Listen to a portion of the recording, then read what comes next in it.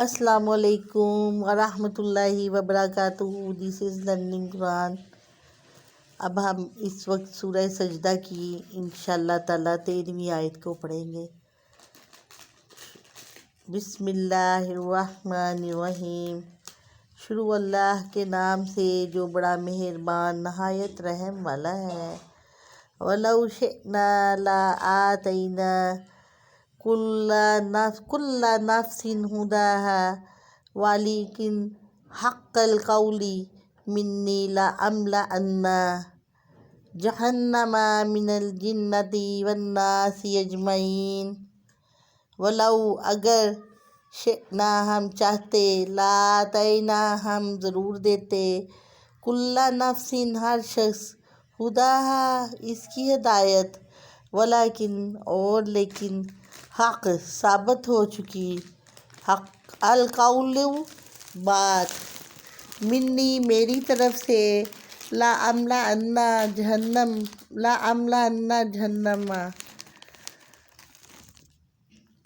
البتہ میں ضرور بھر دوں گا جہنم، من سے، الجنتی جنوں، والناسی اور انسان، اجمعین اکٹھے۔ اور اگر ہم چاہتے تو پہلے ہی ہر شخص کو ہدایت دے دیتے، لیکن میری بات پوری ہو کے رہے گی کہ میں جہنم کو جنوں اور انسانوں سب سے بھر دوں گا۔ استغفر اللہ۔ تفسیر: اللہ رب العزت فرماتے ہیں کہ ہمیں انسان کے اضطراری ایمان کی ضرورت نہیں۔ اس صورت میں انسان کو اختیار دینا بالکل قبض تھا۔ اب چونکہ اسے اچھے یا برے راستے کی تمیز بھی بخش دے دی گئی اور ان میں سے کسی ایک راہ کے انتخاب کا اختیار بھی دے دیا گیا ہے، لہٰذا اب اللہ کا کام نہیں کہ ہر ایک کو ہدایت کی راہ پر لانے پر مجبور کر دے، بلکہ یہ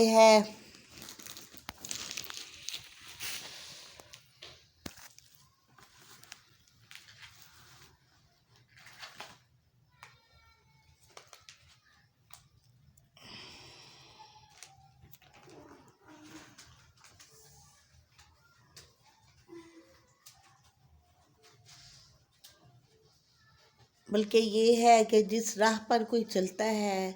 اسی راستے کے لیے اسے توفیق دے دے۔ اللہ پاک کی تمام جاندار مخلوق میں سے جن اور انسان دو نوع ایسی ہیں جن کو اللہ رب العزت نے قوت تمیز اور قوت ارادہ بخش اختیار دے دی ہے۔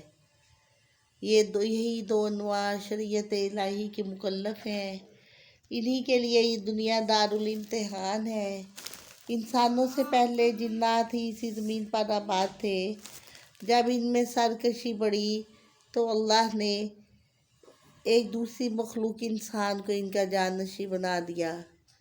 اللہ پاک نے ان سے سب کچھ چھین کے انسان کو عطا فرما دیا ہے۔ پہلے نبوت کا سلسلہ جنوں میں ہی تھا، پھر یہ سلسلہ نبوت انسان کی طرف منتقل ہوا۔ جو نبی انسانوں کی طرف مبعوث ہوتا وہی جنوں کے لیے بھی ہوتا تھا، اور جن بھی بالطبع اسی نبی کی اطاعت کے پابند بنا دیے گئے، لیکن حضرت انسان بھی سرکشی اور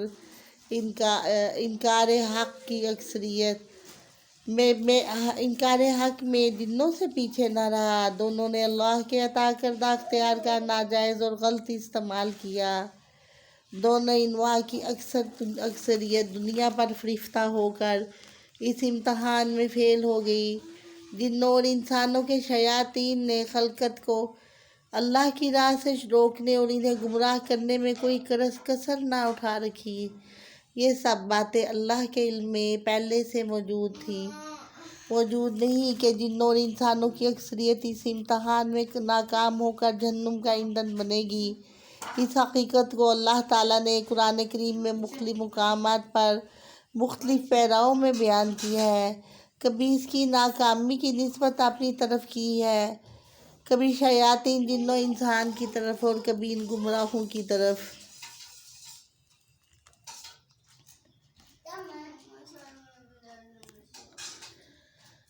فَذُوقُوا بِمَا نَسِيتُمْ لِقَاءَ يَوْمِكُمْ هَذَا إِنَّا نَسِينَاكُمْ وَذُوقُوا عَذَابَ الْخُلْدِ بِمَا كُنْتُمْ تَعْمَلُونَ فَذُوقُوا پس چکھو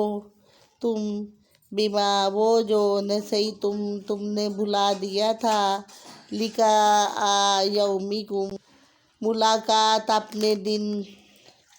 ھذا اس انا نسیناکم بے شک ہم نے تمہیں بلا دیا وذوقوا اور چکھو تم عذاب الخلدی ہمیشہ کا عذاب بما اس کا بدلہ جو کنتم تعملون تم کرتے تھے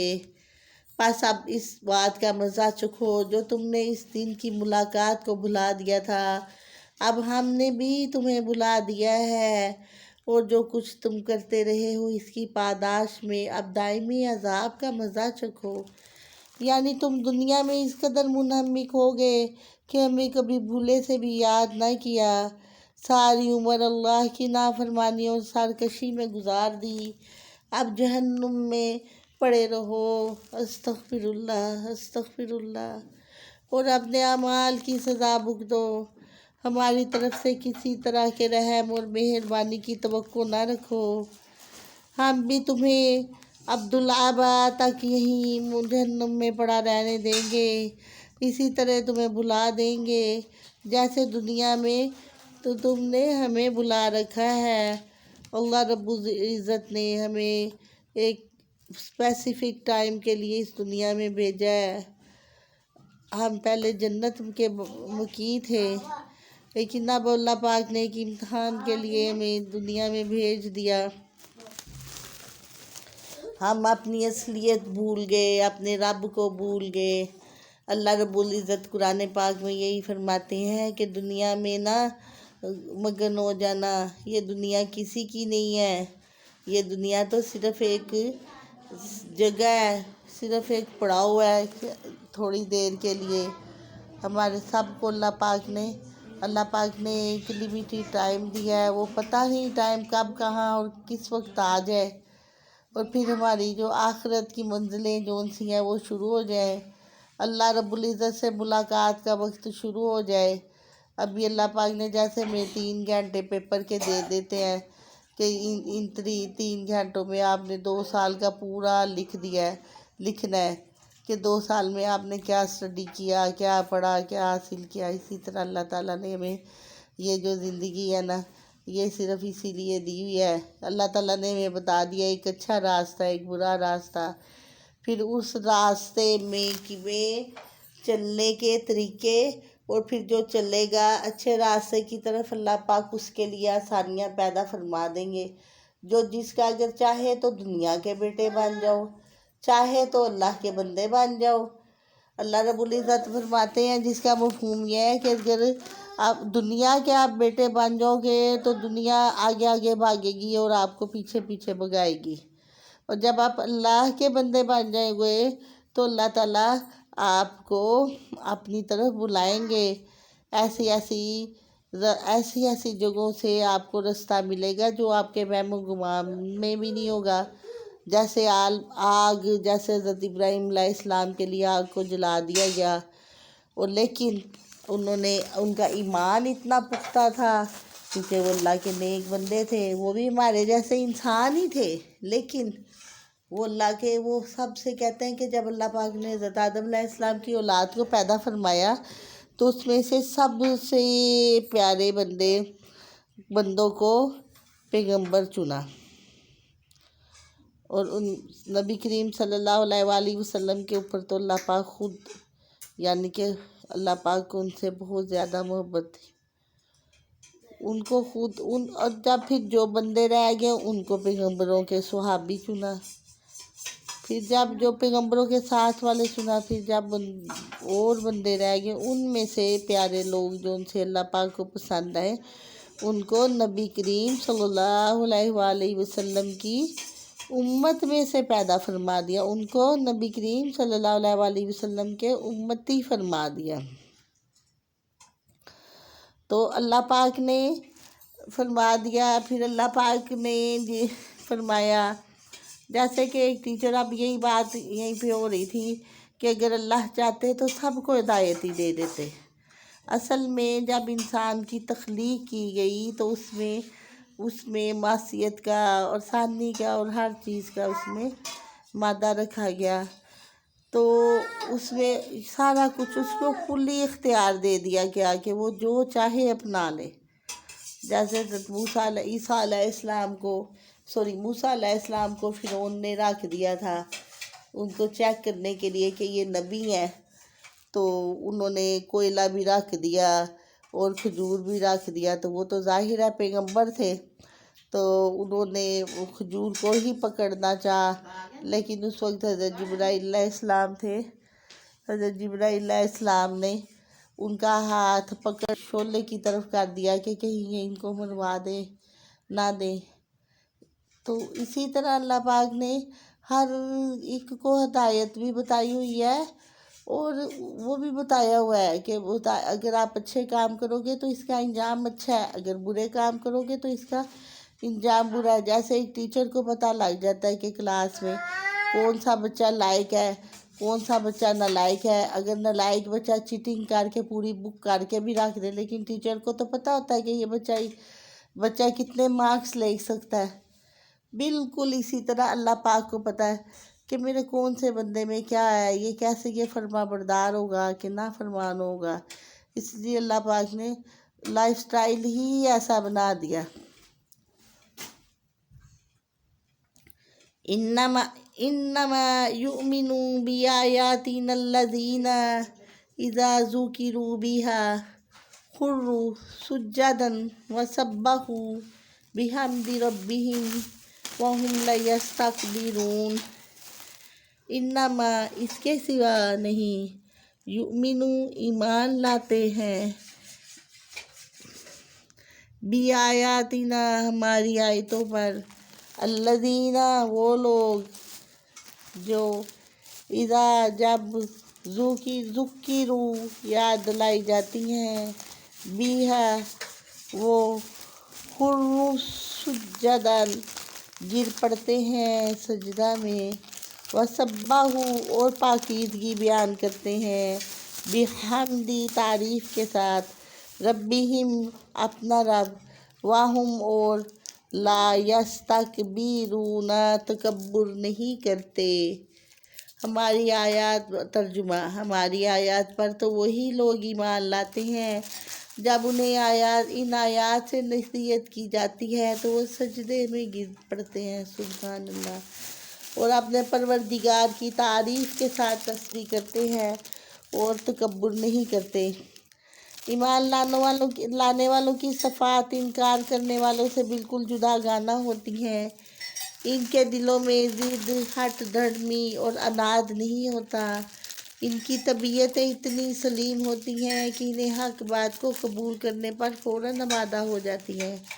ان میں تکبر اور غرور نام کو نہیں ہوتا، بلکہ انہیں جب اللہ کے عجائبات اور کارنامے بتلائے جاتے ہیں تو وہ اللہ کی عظمت سے ان کے دل فوراً دہل جاتے ہیں، کانپ جاتے ہیں،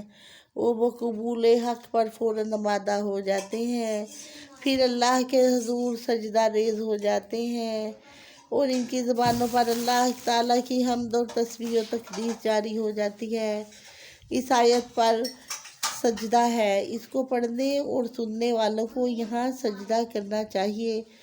تاکہ وہ بھی ان تمام صفات میں شامل ہو جائیں جو اللہ تعالیٰ نے ایمانداروں کی بیان فرمائی ہیں،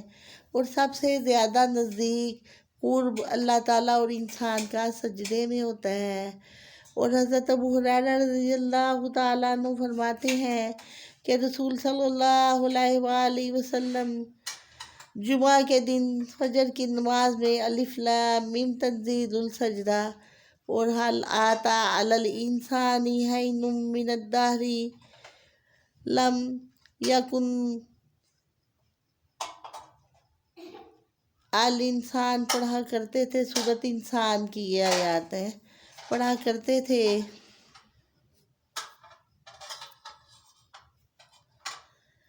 تاجافا جنوبہم عن المضاجع یدعون ربهم خوفا وطمعا ومما رزقناهم ينفقون۔ تتجافا الگ رہتے ہیں جنوبہم ان کے پہلو، ان سے، المداجی خواب گاہوں بستروں سے، یدعونا وہ پکارتے ہیں، ربہم اپنا رب، خوفاً ڈر، وطمعا اور امید، ومما اور اس سے جو رزقناہم ہم نے انہیں دیا، ینفقون وہ خرچ کرتے ہیں۔ ان کے پہلو بستروں سے الگ رہتے ہیں، وہ اپنے پروردگار کو خوف اور امید سے پکارتے ہیں، اور جو رزق ہم نے انہیں دیا ہے اس میں سے وہ خرچ کرتے ہیں۔ اس کا یہ مطلب نہیں کہ وہ ساری رات سوتے ہی نہیں، یہ تفسیر۔ اس کا یہ مطلب نہیں ہے کہ وہ ساری رات نہیں سوتے، بلکہ یہ ہے کہ جس طرح دنیا دار لوگ دن بھر مشقت کر کے رات کو داد عیش دیتے ہیں، رقص و سرور کی محفلیں سجاتے ہیں، شراب نوشی کے دور چلتے ہیں، سینما اور کلب گھروں کا رخ کرتے ہیں، اور کچھ نہیں تو ٹی وی پر ہی اپنا دل بہلا لیتے ہیں، اللہ کے بندے ان کے برعکس اپنا وقت اللہ کی یاد میں گزارتے ہیں، یہی ان کی تفریح تباہ ہوتی ہے۔ وہ راتوں کو اللہ تعالیٰ کی عبادت میں کھڑے ہو جاتے ہیں، اور جتنا وقت دنیا دار اللہ کی نافرمانیوں میں گزارتے ہیں، اللہ کے بندے اس کی فرما برداری اور عبادت میں گزارتے ہیں۔ وہ عذاب جہنم سے ڈر کر جنت کی امید رکھ کر اللہ کو پکارتے ہیں، یا عبادت تو اللہ کی رحمت اور مہربانی کی امید پر رکھ کر کرتے ہیں، مگر ساتھ ہی ساتھ اللہ سے ڈرتے بھی رہتے ہیں کہ کہیں ان کے اس عمل سے کچھ تقصیر نہ رہ جائے اور وہ اللہ کے ہاں مقبول ہی نہ ہو۔ تاہم ان میں اللہ سے حسن ظن یا اس کی رحمت اور اس کی مہربانی کا پہلا ہی غالب ہو رہتا ہے، اور یہ پہلو زندگی بھر غالب رہتا ہے، جیسا کہ رسول صلی اللہ علیہ وآلہ وسلم نے فرمایا کہ وہ تم میں سے کوئی شخص اس حال میں نہ مرے کہ وہ اللہ عز و جل سے حسن ظن نہ رکھتا ہو۔ ایک حدیث مبارکہ میں نبی کریم صلی اللہ علیہ وآلہ وسلم نے فرمایا کہ اللہ رب العزت فرماتے ہیں کہ میرا بندہ مجھ سے جیسا گمان رکھتا ہے میں ویسے ہی کرتا ہوں، اس لیے ہمیں حسن ظن کی امید رکھنی چاہیے۔ فَلَا تَعْلَمُ نَفْسٌ مَّا أُخْفِيَ لَهُم مِّن قُرَّةِ أَعْيُنٍ جَزَاءً بِمَا كَانُوا يَعْمَلُونَ۔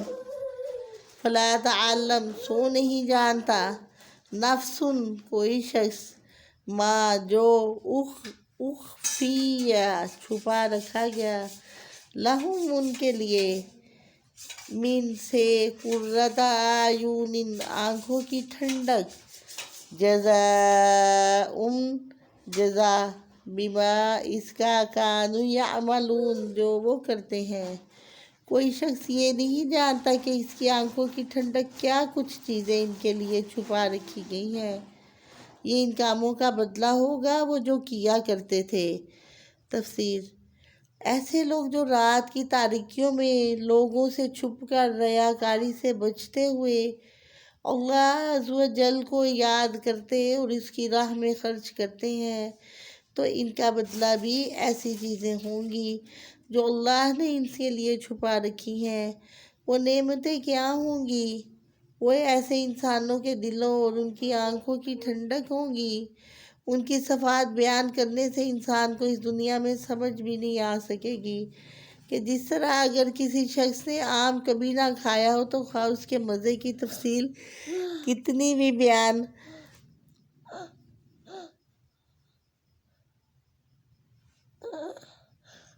کی جائے ایسے ہی نہیں ہو سکتی جیسے کوئی شخص آم کھا کر محسوس یا معلوم کر سکتا ہے۔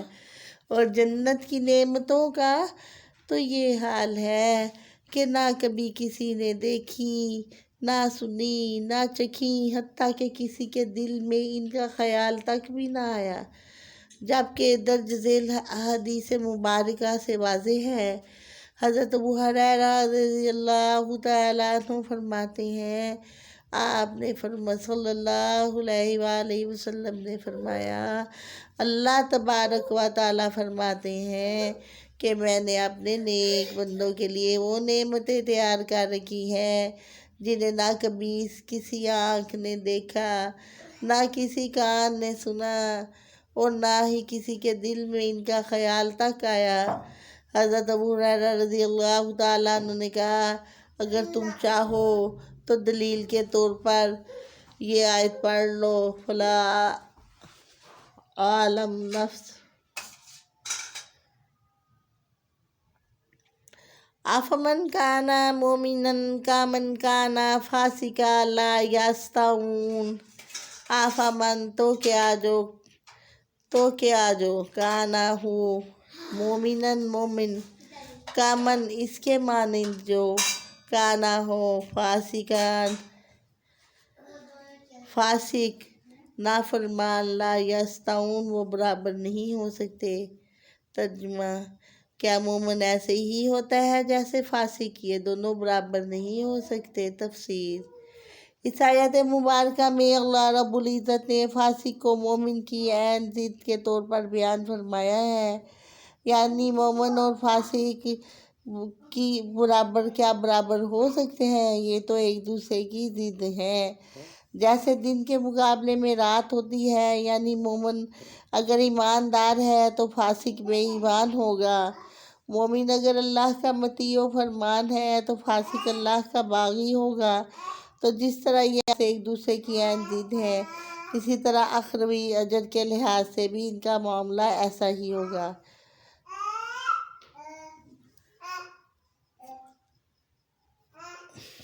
اما الذین آمنوا وعملوا الصالحات فلہم جنات المأوی نزلا بما كانوا یعملون۔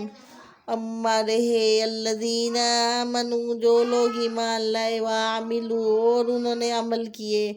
صالحات اچھے، فلاحم تو ان کے لیے جنت المأوی باغات رہنے کے،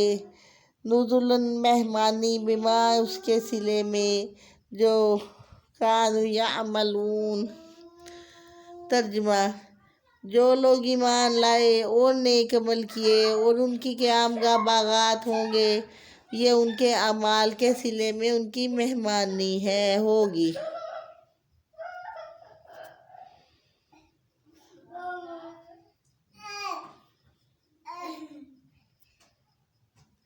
وَأَمَّا الَّذِينَ فَسَقُوا فَمَأْوَاهُمُ النَّارُ كُلَّمَا أَرَادُوا أَن يَخْرُجُوا مِنْهَا أُعِيدُوا فِيهَا وَقِيلَ لَهُمْ ذُوقُوا عَذَابَ النَّارِ الَّذِي كُنْتُمْ بِهِ تُكَذِّبُونَ۔ وَأَمَّا اور رہے الَّذِينَ وہ جنہوں نے فَسَقُوا نافرمانی کی، فَمَأْوَاهُمْ تو ان کا ٹھکانہ النار جہنم، کلما جب بھی آرادو وہ ارادہ کریں گے، ان یخرجو کہ وہ نکلیں، منہا اس سے، اعیدو لوٹا دیے جائیں گے، فیہا اس میں، وقیلا اور کہا جائے گا، لہم انہیں، ذوقو تم چکھو، عذاب الناری دوزخ کا عذاب، الذی وہ جو، کنتم تم تھے، بہی اس کو، تکذبون جھٹلاتے۔ اور جو نافرمان ہیں ان کا ٹھکانہ دوزخ ہوگا، جب بھی وہ اس سے نکلنا چاہیں گے اسی میں لوٹا دیے جائیں گے، اور ان سے کہا جائے گا، اب اس آگ کے عذاب کا مزہ چکھو جسے تم جھٹلایا کرتے تھے۔ تفسیر، برے عذاب سے مراد قیامت کے دن جہنم کا عذاب ہے، اور عذاب الادبی سے مراد دنیا میں پہنچنے والے مصائب ہیں جو انفرادی طور پر بھی ہر انسان کو دیکھنا پڑتے ہیں، مثلاً بیماریاں، مالی نقصان، عزیز و اقربا کی موت، یا کسی دوسرے حادثے، اور اجتماعی زندگی کے مصائب الگ نوعیت کے ہوتے ہیں۔ مثلاً قحط، زلزلے، وبا، فسادات، لڑائیاں جن سے بیک وقت ہزاروں انسان لقمہ اجل بن جاتے ہیں۔ اللہ کی طرف سے ہلکے ہلکے عذاب ہیں نہیں بلکہ تنبیہات بھی ہیں کہ بر وقت سنبھل جاؤ اور انہیں معلوم ہو جائے کہ ان سے بالا تر کوئی ہستی موجود ہے جو ان کی بدعمالیوں پر ان کی گرفت کر سکتی ہے اور اس سے انہیں اپنا عقیدہ اور عمل درست کرنے میں مدد ملے۔ اسی طرح شاید وہ بدعمالیوں اور آخرت میں ان کے برے انجام سے بچ جائیں۔ وَلَنُذِيقَنَّهُم مِّنَ الْعَذَابِ الْأَدْنَىٰ دُونَ الْعَذَابِ الْأَكْبَرِ لَعَلَّهُمْ يَرْجِعُونَ۔ وَلَنُذِيقَنَّهُم اور البتہ ہم انہیں ضرور چیز کھائیں گے، من کچھ، العذاب عذاب الادنیٰ نزدیک، دون سوائے پہلے، العذاب الاکبر بڑا عذاب، لعلہم شاید وہ یرجعون یرجعون لوٹ آئیں۔ ہم انہیں قیامت کے دن بڑے عذاب سے پہلے ہلکے عذاب کا مزہ بھی ضرور چکھائیں گے کہ شاید وہ اپنی روش سے باز آ جائیں۔ اللہ رب العزت کو اپنی بنائی ہوئی مخلوق سے بہت محبت ہے، تو اللہ پاک آخر تک ان کو پہلے دنیا میں، جیسے اگر کوئی اسٹوڈنٹ یا بچہ، اس کے پیرنٹس اس کو اگر وہ کوئی غلط کام کرتا ہے تو اس کو پنش کرتے ہیں،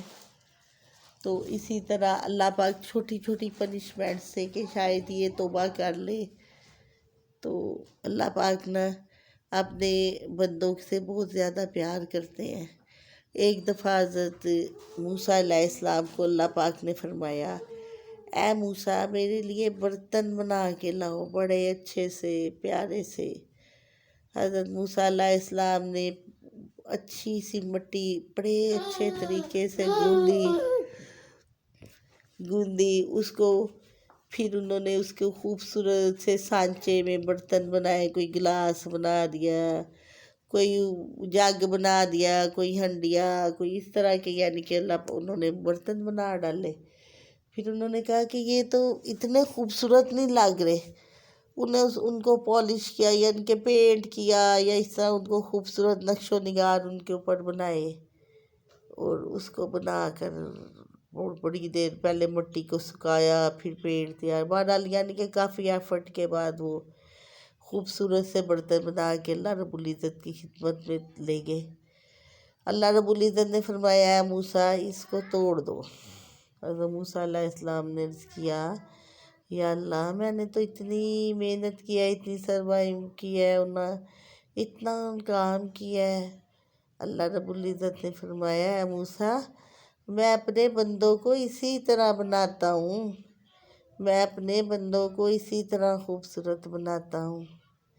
اسی طرح جب کسی کا دل ٹوٹتا ہے تو مجھے بھی تکلیف ہوتی ہے، یہ برتن جیسے آپ کو برتن ٹوٹنے سے تکلیف ہے،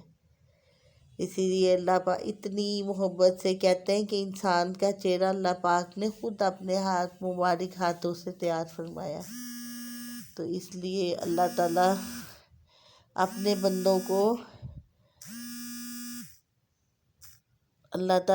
بندوں سے اسی طرح محبت کرتے ہیں۔ پھر وہ اللہ تعالیٰ اسی لیے نا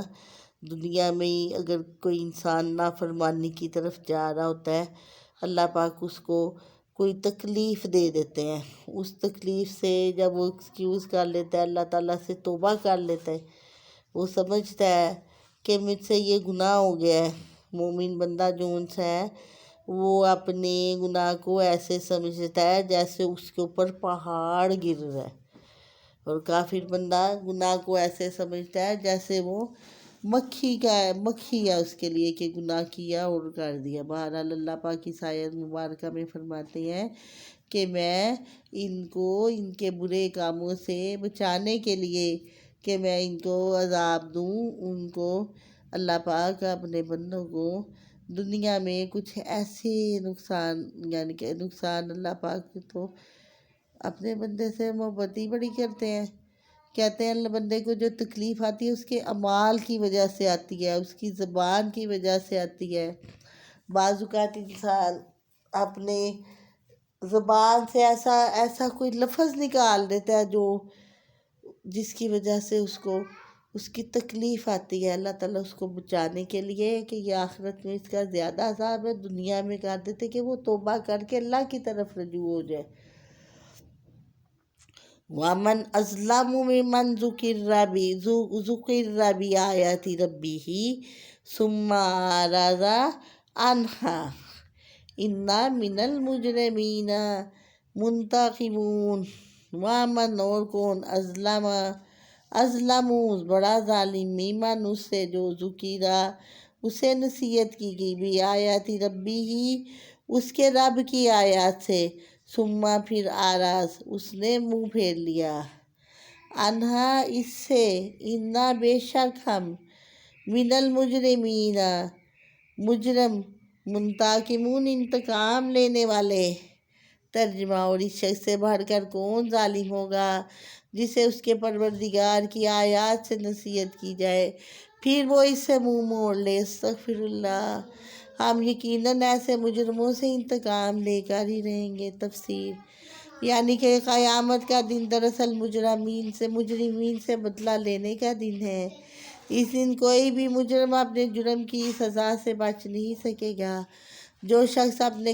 کبر و نخوت کی بنا پر اللہ کی آیات سننا تک گوارا نہیں کرتا بلکہ پہلے سے ہی منہ چھوڑ کر چل دیتا ہے تو وہ سب سے بڑھ کر ظالم ہے۔ وہ بھلا اس دن انتقام سے کیسے بچ سکے گا؟ واضح رہے کہ اللہ کی آیات بہت سی اقسام ہیں۔ مثلاً ایک تو وہ آیات ہیں جو کائنات میں ہر سو بکھری ہوئی ہیں۔ آیات یعنی نشانیاں، جنہیں ہم آفاقی نشانیاں کہہ سکتے ہیں۔ ان میں سورج ہے، چاند ہے، ستارے،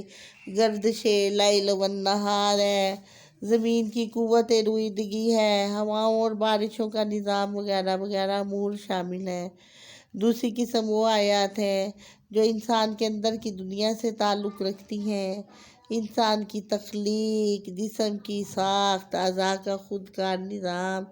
اور محیر العقول قوتیں جو اللہ نے انسان کے اندر رکھ دی ہیں۔ اسی جسم میں بعض ایسے دائیں بھی موجود ہیں جو انسان کے تحت الشعور میں ہوتے ہیں لیکن وقت پڑنے پر فوراً جاگ اٹھتے ہیں۔ جیسے جب موت سامنے کھڑی نظر آئے تو مشرکین کیا دہریے تک اللہ کو پکارتے ہیں۔ اس قسم کو قرآن آیات النفس کا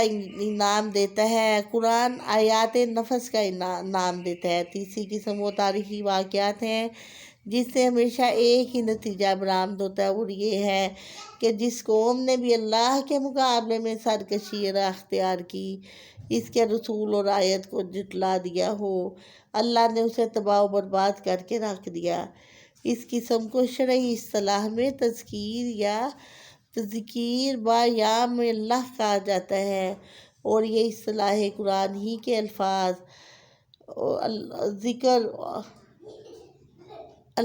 اللہ سے ماخوذ ہے۔ اور چوتھی قسم وہ نشانیاں ہیں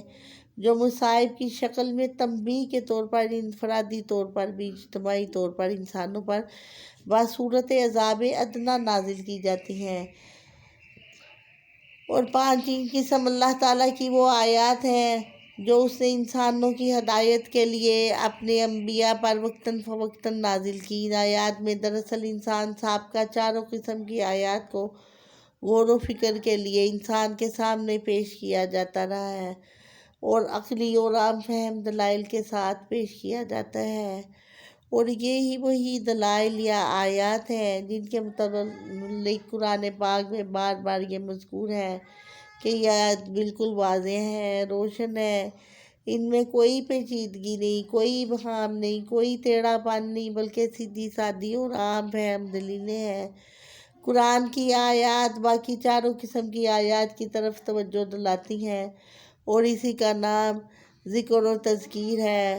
اور پہلی چاروں قسم کی آیات قرآن کی آیت کی تائید یا تصدیق کرتی ہیں، اور ان سب آیات کا محصل ایک ہی سامنے آتا ہے، وہی دراصل انبیاء کی تعلیم کا نچوڑ ہے، اور وہ یہ ہے کہ اس کائنات کی تدبیر و تخلیق کرنے والی ہستی بڑی مقتدار اور حکیم ہستی ہے، اور وہ صرف ایک ہی ہو سکتی ہے۔ اس میں دوئی یا کسی دوسرے کی شراکت کوئی نہیں ہے،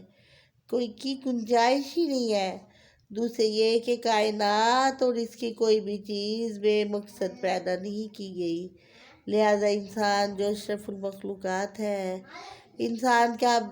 کے زندگی کا بے مقصد ہونا ناممکنات سے ہے۔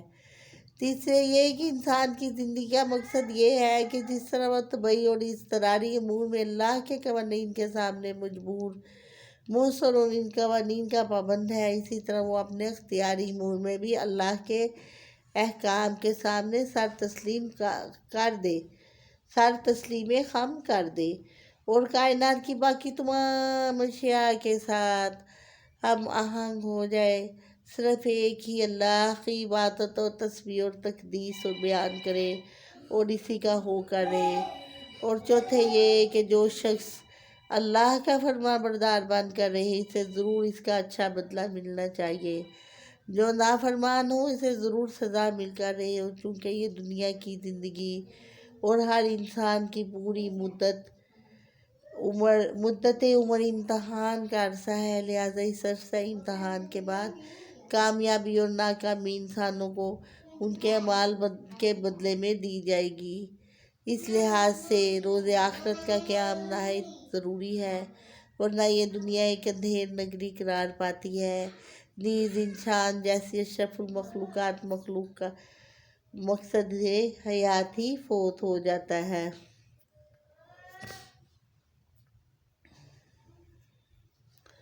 وَلَقَدْ آتَيْنَا مُوسَى الْكِتَابَ فَلَا تَكُنْ فِي مِرْيَةٍ مِّن لِقَائِهِ وَجَعَلْنَاهُ هُدًى لِبَنِي إِسْرَائِيلَ۔ وَلَقَدْ آتَيْنَا اور تحقیق ہم نے دی موسیٰ کو کتاب توریت، فَلَا تَكُنْ تو تم نہ رہو، فِي مِرْيَةٍ شک میں، من سے متعلق، لقائہ اس کا ملنا، وجعلناہ اور ہم نے بنایا اسے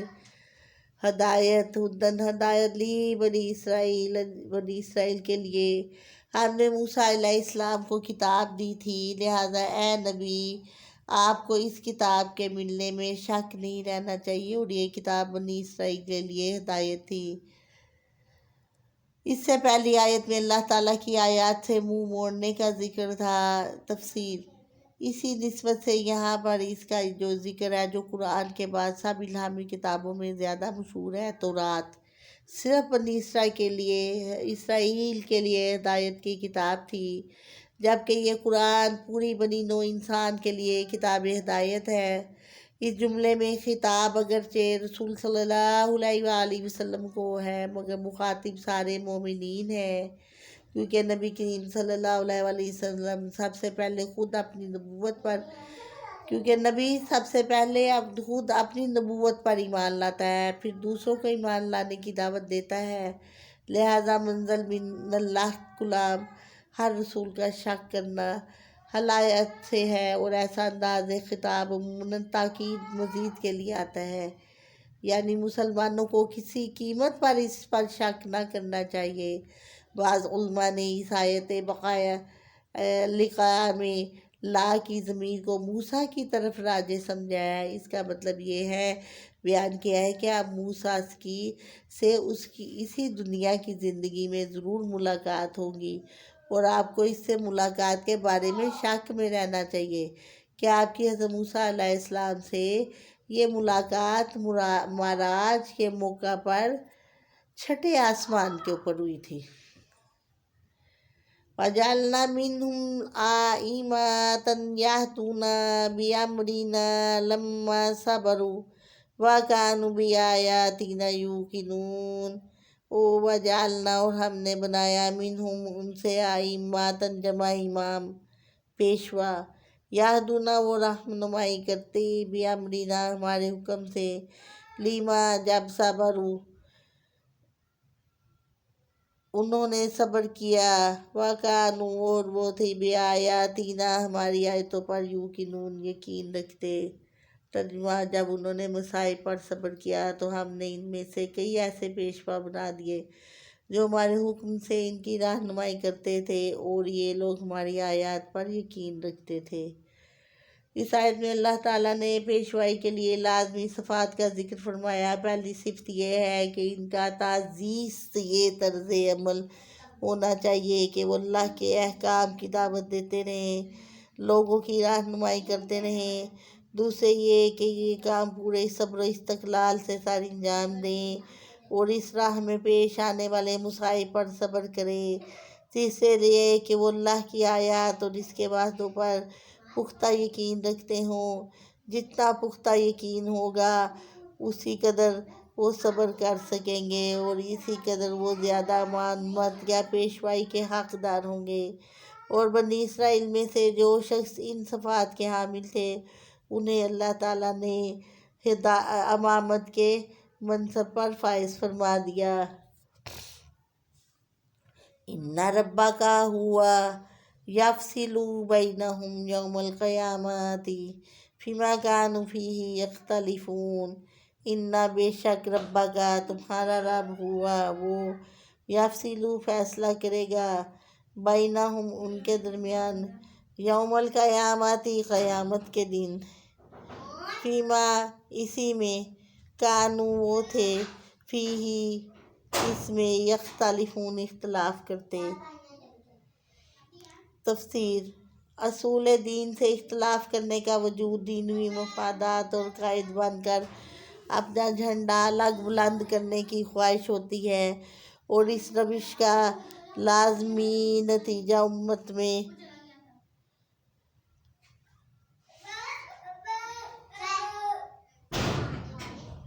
انتشار اور دنیا میں ذلت اور خواری ہوتی ہے۔ یہی کچھ یہود کو اختلافات کے نتیجے میں حاصل ہوا اور یہی کچھ آج کل مسلمانوں کو حاصل ہو رہا ہے۔ پھر جو فرقہ بن جاتا ہے اس میں کچھ ایسا فرقہ وارانہ تعصب پیدا ہو جاتا ہے کہ وہ اپنی روش بدلنا قطعاً گوارا نہیں کرتا۔ وہ دوسرے سب فرقوں کو گمراہ سمجھتا ہے لیکن اپنے متعلق اسے خیال نہیں آتا اور وہ بھی گمراہ ہو سکتا ہے۔ گویا دنیا میں تو کوئی فرقہ اپنی غلطی تسلیم کرنے کو آمادہ ہی نہیں ہوتا۔ ہاں، اللہ تعالیٰ ہی ان کے درمیان فیصلہ کرے گا کہ کس فرقے کے پاس کس قدر حق کا حصہ تھا اور کس قدر باطل کا۔ ان سب میں سے فلاں فرقہ حق پر تھا اور باقی سب گمراہ تھے۔ لوگوں کے تعصب کی وجہ سے دنیا میں یہ مسئلہ لاعن حل ہی رہتا ہے، خواہ امت کتنی ہی ذلت اور خواری سے دوچار رہے۔ اولم یہد لہم کم اہلکنا من قبلہم من القرون یمشون فی مساکینہم ان فی ذلک لآیات افلا یسمعون۔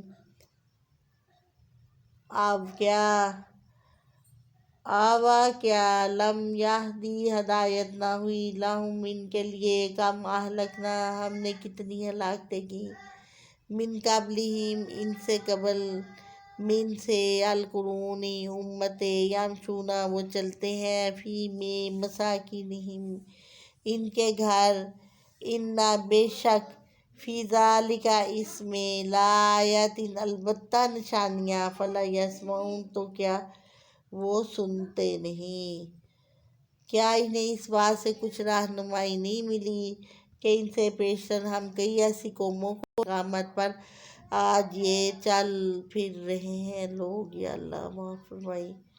اس میں بھی بہت سی نشانیاں ہیں، کیا وہ سنتے نہیں۔ تفسیر: قوم عاد، قوم سمود، قوم شعیب عرب سے ہی تعلق رکھنے والی قومیں تھیں۔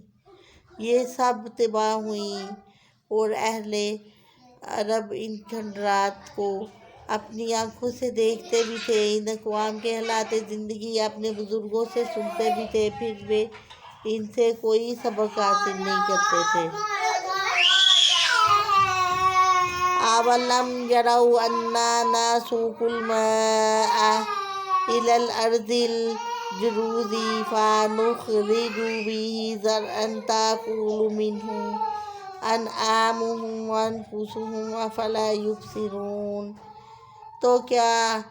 اب تو کیا تو کہ کیا ولم جراؤ انہوں نے نہیں دیکھا انا ناسوکو کہ ہم چلاتے ہیں الماء پانی الا طرف الارضی زمین کی طرف الجروزی خشک فنا خروج بھی زرعن فیما نکالتے ہیں اس سے کھیتی تاکولو کھاتے ہیں منو اس سے انعامہم ان کے مویشی وانفسہم اور وہ خود افلا تو کیا یبصرون وہ دیکھتے نہیں کیا انہوں نے دیکھا نہیں کہ ہم نے پانی کو بنجر زمین کی طرف سے بہا لاتے ہیں جس سے ہم کھیتی کی طرف بہا لاتے ہیں جس سے ہم کھیتی پیدا کرتے ہیں تو اس سے ان کے چوپائے بھی کھاتے ہیں اور وہ خود بھی کھاتے ہیں پھر کیا غور نہیں کرتے تفسیر اللہ پاک اللہ رب العزت اپنی ساری نشانیوں کو ہائی لائٹ کرتے ہوئے کہ شاید یہ بھٹکا ہوا انسان سمجھ جائے کوئی ہدایت کی اس کو توفیق ہو جائے اللہ فرماتے ہیں بارش کا ریلا نہروں کا پانی جب بنجر زمین کو سیراب کرتا ہے تو بے آب ہو گیا اور بنجر زمین بھی لہلہانے لگتی ہے اس پر بہار آ جاتی ہے جس سے ہر قسم کے جانداروں کو رزق مہیا ہوتا ہے بینا یہی صورت وحی الہی کی بارش کی بھی ہوتی ہے خطۂ عرب میں جس میں توحید کی آواز نکالنا بھی اپنے لیے مصائب کو دعوت دینے کے مترادف ہیں اور لوگوں کے دل حق بات کی دعوت کو قبول کرنے کے سلسلے میں بالکل مردہ ہو چکے ہیں اگر بارش کا ریلا بنجر زمین کو لہلہاتے کھیت میں تبدیل کر سکتا ہے تو یہ بھی ممکن ہے کہ یہ